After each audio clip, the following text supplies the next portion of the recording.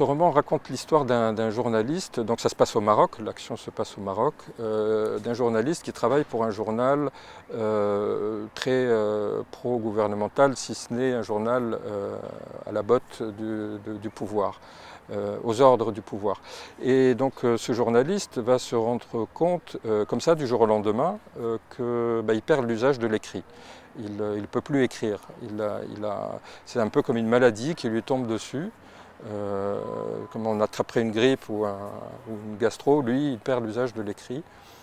Et donc c'est très embêtant, parce que bon, quand on est journaliste, on a besoin de savoir écrire, de pouvoir écrire. Et donc pour lui, il va s'engager une course contre la montre pour pouvoir retrouver l'écrit en urgence, parce qu'il a besoin d'exercer son métier.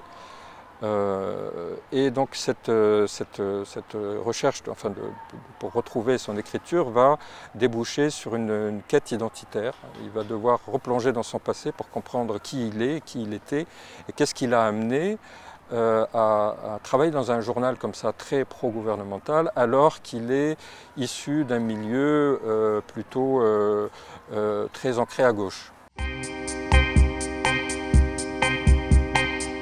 Ce bar va jouer deux fonctions. D'une part, pour ce journaliste Dragan et ses collègues, ça va être leur annexe. C'est là où ils fabriquent l'actualité.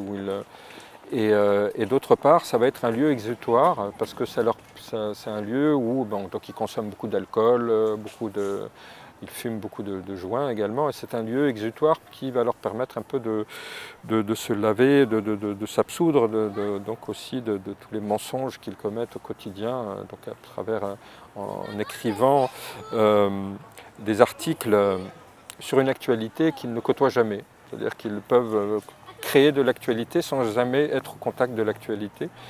Et donc c'est ce lieu qui va être le théâtre du roman. Par rapport à la situation politique actuelle, je pense que la situation du journalisme en dit très long sur l'évolution démocratique au Maroc. Il y a eu des progrès dans les libertés accordées aux journalistes dans les années 90 et un peu au-delà, mais aujourd'hui on assiste nettement à une espèce de recul. Alors qu'on essaye de promouvoir comme ça une image très démocratique, les pratiques, les pressions qui sont exercées contre la presse indiquent qu'il y a un petit problème quand même à ce niveau-là. Et donc je pensais que c'était une approche, c'était quelque chose dont je voulais parler, qui me tenait à cœur en termes pour aborder un peu la réalité de ce pays aujourd'hui.